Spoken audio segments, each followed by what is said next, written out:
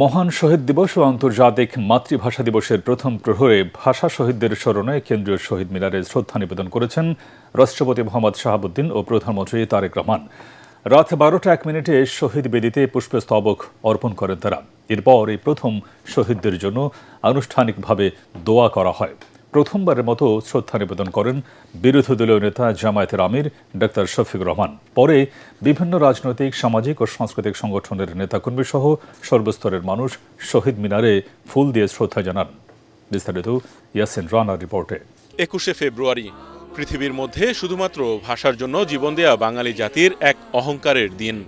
1952 সালের এই দিনে মাতৃভাষা বাংলার মর্যাদা রক্ষায় বুকের তাজা রক্ত ঢেলে দিয়েছিলেন সালাম, বরকত, রফিক, জব্বার সহ নাম না জানা অনেক ভাষা সৈনিক। সেই আত্মত্যাগের স্মরণে প্রতি বছর এই দিনটি মহান শহীদ দিবস ও আন্তর্জাতিক মাতৃভাষা দিবস পালিত হয়। 21-এর প্রথম প্রহরেই ফুলেল শ্রদ্ধায় জাতি স্মরণ করে ভাষা শহীদদের।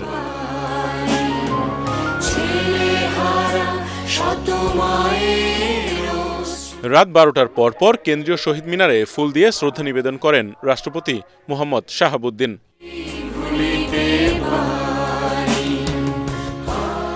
এরপর প্রধানমন্ত্রী তারেক রহমান শহীদ বেদিতে পুষ্পস্তবক অর্পণ করে জাতির পক্ষ থেকে গভীর শ্রদ্ধা জানান।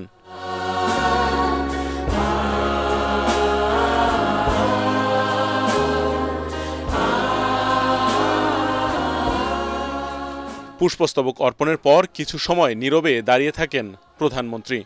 এ সময় 52 ভাষা শহীদদের জন্য বিশেষ দোয়া ও মুনাজাত করেন প্রধানমন্ত্রী তারেক রহমান।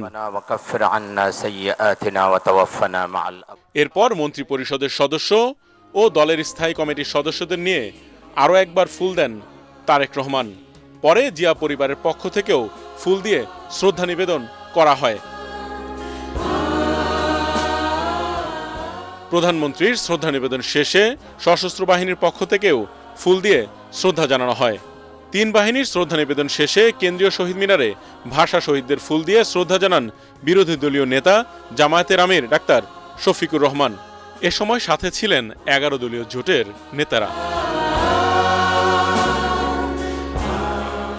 প্রধানমন্ত্রী শহীদ মিনার এলাকা ত্যাগ করার পর বাংলাদেশে কর্মরত বিভিন্ন দূতাবাসের রাষ্ট্রদূত, কূটনীতিকরা ফুল দিয়ে শ্রদ্ধা জানান। এরপর রাজনৈতিক, সামাজিক ও সাংস্কৃতিক সংগঠনের নেতাকর্মী সহ সর্বস্তরের মানুষের শহীদ মিনারে ঢল নামে। সময় যত গড়িয়েছে খালি পায়ে শহীদ মিনারে এসে ফুল দিয়ে ভাষা শহীদদের প্রতি ভালোবাসা ও কৃতজ্ঞতা প্রকাশ করেন হাজারো মানুষ।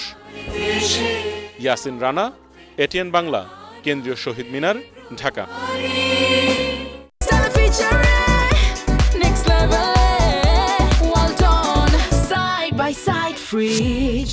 শিক্ষা প্রতিষ্ঠানে পুনর্ভর্তি ফি আগামী বছর থেকে নেওয়া হবে না বলে জানালেন শিক্ষা প্রতিমন্ত্রী ববি হাজ্জাজ। দুপুরে Mohammadpur Dhaka residential model college চত্বরকে শহীদ ফারহান সরণি ঘোষণা দিয়ে একথা বলেন তিনি। এর আগে এটি নানক সরণি নামে পরিচিত ছিল। তিনি বলেন, পুনর্ভর্তি ফি বাতিলে শিক্ষা প্রতিষ্ঠানগুলোতে শিক্ষার্থীদের মাসিক বেতন যাতে না বাড়ে সেজন্য সবার সাথে বসেই সিদ্ধান্ত নেওয়া হবে। যেসব শিক্ষা প্রতিষ্ঠান এখনও খোলা রেখেছে তাদের বিষয়ে আগামী রোববার মন্ত্রণালয়ে বসে সিদ্ধান্ত নেওয়া হবে। আজকে আমরা এই জায়গাটা নতুন করে নামকরণ করলাম সবার ভালোবাসা, যার স্মৃতিচারণ আজকে আমরা করছি, শহীদ ফারহান ফায়াজ। এই চত্বরে যেহেতু নামকরণের আগে ছিল এবং স্বৈরাচারীর নামে ছিল, সেটার বদল আনতে হবে এবং সবচেয়ে উত্তম হয় কার নাম দেয়া, সেই হিসেবে আজকে আমরা নতুন করে এই চত্বরের নাম শহীদ ফারহান ফায়াজ চত্বর নামকরণ করলাম। বিপুল ঋণ মাথা নিয়ে বিএনপি গতানুগতিক বাজেট করবে না, স্পষ্ট জানিয়ে দিলেন অর্থ ও পরিকল্পনা মন্ত্রী আমির খসরু মাহমুদ চৌধুরী। চট্টগ্রামে নিজ বাড়িতে সাংবাদিকদের একথা বলেন তিনি। অন্যদিকে বাণিজ্য, শিল্প এবং মৎস্য ও পাট মন্ত্রী খন্দকার আব্দুল মুক্তাদির জানালেন, পর্যাপ্ত পণ্য মজুত রয়েছে, তাই রমজানে বাজার স্থিতিশীল থাকবে। বিস্তারিত জানাচ্ছেন কামরুজ্জামান রাজীব। দেশের অর্থনীতি কঠিন সময় পার করছে জানিয়ে অর্থ ও পরিকল্পনা মন্ত্রী আমির খসরু মাহমুদ চৌধুরী বললেন, আগের বিপুল ঋণের দায় বহন করতে হচ্ছে বর্তমান সরকারকে, তাই বিএনপি গতানুগতিক বাজেট করবে না। অর্থনীতি খুব একটা খারাপ অবস্থায় আছে এবং এখান থেকে উত্তরণের জন্য যে বিষয়গুলো সেগুলো আমাদের প্রোগ্রামে আমরা আগে দিয়েছি, এগুলো আবার আমি নতুন করে বলতে চাই না। আশা করি একটি বড় ধরনের আমাদের আমরা ডিরেগুলেশন লিবারালাইজেশনের মাধ্যমে অর্থনীতিকে মুক্ত করতে চাই, অর্থনীতিকে জনগণের দ্বার প্রান্তে পৌঁছাতে চাই। এই যে ওভার রেগুলেটেড করে কিছু লোক পৃষ্ঠপোষকতার মাধ্যমে সুযোগ নিয়েছে, সেটা থেকে বেরিয়ে আসতে হবে, সেটাই হবে মূল উদ্দেশ্য। আমির খসরু বলেন, অর্থনীতিতে সকলে অবদান রাখতে পারে, উন্নয়নের সুফল সবার কাছে পৌঁছতে পারে এমন সুযোগ সৃষ্টি করা হবে। চট্টগ্রাম মহানগরীর কাট্টলীর নিজ বাড়িতে তিনি সাংবাদিকদের জানান, চট্টগ্রাম বন্দর ঘিরে কোনো পণ্যের দাম না বাড়াতে সংশ্লিষ্টদের নির্দেশ দেওয়া হয়েছে। যে চট্টগ্রাম বন্দরকে ঘিরে যে অ্যাক্টিভিটিসগুলো হচ্ছে, এখানে অনেক কিছুর পিছনে দাম বাড়ার পেছনে অনেক কারণ আছে। চট্টগ্রাম বন্দরকে ঘিরে যে কাজগুলো চলছে, পুঙ্খানুপুঙ্খানুরূপে আমরা এগুলো বিবেচনা করছি, কোথায় কোথায় সমস্যা হচ্ছে, কেন সমস্যা হচ্ছে, সমস্যার কারণে এগুলোর দাম বাড়ছে, এগুলোর কস্ট বাড়ছে, এই কস্ট ইন্ডাস্ট্রিয়াল প্রোডাকশনের দাম বাড়ছে, দ্রব্যমূল্যের দাম বাড়ছে। সুতরাং আমরা অনেকগুলো সমাধান দিতে পেরেছি, অনেকগুলো আমাদের কয়েকদিন সময় লাগবে। অন্যদিকে রমজানে বাজার স্থিতিশীল রাখতে পর্যাপ্ত পণ্য মজুদ রয়েছে বলে জানিয়েছেন বাণিজ্য মন্ত্রী খন্দকার আব্দুল মুক্তাদির। সিলেট ওসমানী আন্তর্জাতিক বিমানবন্দরে সাংবাদিকদের প্রশ্নের উত্তরে তিনি এমন কথা বলেন।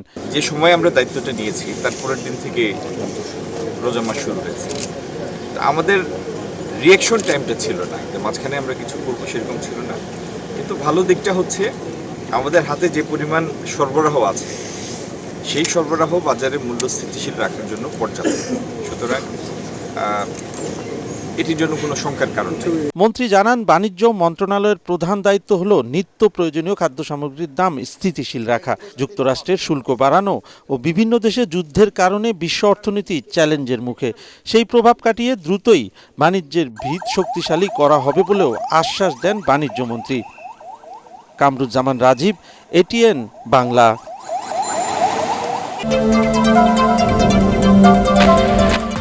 ভঙ্গুর অর্থনীতি থেকে উত্তরণে বিএনপি সরকারকে রাজনৈতিক স্থিতিশীলতা নিশ্চিত করে দীর্ঘমেয়াদী ব্যবসা বান্ধব পরিকল্পনার তাগিদ দিয়েছেন অর্থনীতিবিদরা। সিপিডির সম্মানীয় ফেলো ডক্টর মোস্তাফিজুর রহমান বলেন, আর্থিক খাতে শৃঙ্খলা ফেরানোর পাশাপাশি বাড়াতে হবে রাজস্ব আয়। সে সঙ্গে উন্নয়নের নামে ঋণের ফাঁদে পা না দিতেও নতুন সরকারের প্রতি পরামর্শ দেন তিনি। আরো জানাচ্ছেন তরিক ইসলাম। তারেক রহমান সশস্ত্র চিত্রে শপথ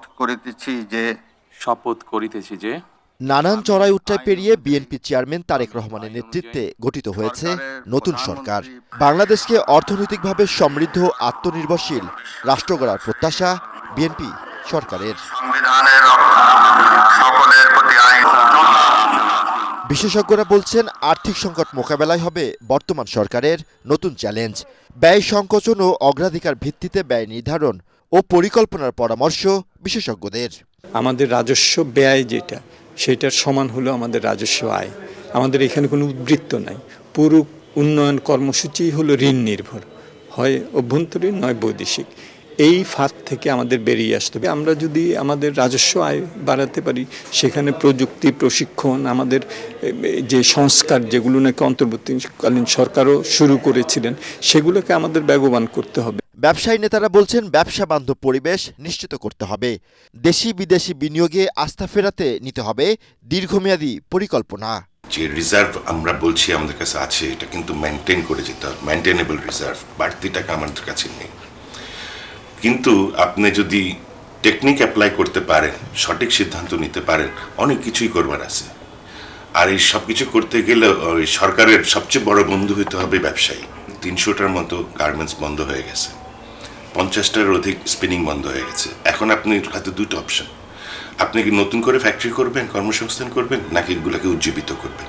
কিন্তু উজ্জীবিত করতে গেলে আমি মনে করি এটা একটা সহজ পদ্ধতি, এবং সেখানে আপনাকে একটা প্যাকেজ নিয়ে আসতে হবে, যে প্যাকেজটা বাস্তবমুখী হবে এবং মিল কারখানাগুলো টিকে যাবে, কর্মসংস্থান হবে। অন্তর্বর্তী সরকারের 14 মাসে দেশে ঋণের পরিমাণ বেড়েছে 2,60,257 কোটি টাকা। কমেছে রাজস্ব আয়, বেড়েছে মূল্যস্ফীতি, যা বর্তমান সরকারের বড় চ্যালেঞ্জ বলছেন বিশেষজ্ঞরা। তরিক ইসলাম, এটিএন বাংলা, ঢাকা। যারা খাবারে ভেজাল দেয় তারা দেশ ও জাতির শত্রু। রমজানে দ্রব্যমূল্য যেন সহনীয় থাকে সে ব্যাপারে ব্যবসায়ীদের সচেষ্ট থাকার আহ্বান জানিয়েছেন ডিএমপি কমিশনার শেখ মোহাম্মদ সাজ্জাদ আলী। রাজধানীর চকবাজারে মৌলভীবাজার ব্যবসায়ী সমিতির সঙ্গে দেখা করে এই মন্তব্য করেন তিনি। বলেন, সম্প্রতি ভোক্তা অধিকারের ম্যাজিস্ট্রেটের সঙ্গে ব্যবসায়ীর বাগ বিতণ্ডা অনাকাঙ্ক্ষিত। এ ঘটনার পুনরাবৃত্তি ঠেকাতে সবার সহযোগিতা চান তিনি। এদিকে মৌলভীবাজার ব্যবসায়ী সমিতির পক্ষ থেকে বাগ বিতণ্ডার ঘটনায় দুঃখ প্রকাশ করা হয়।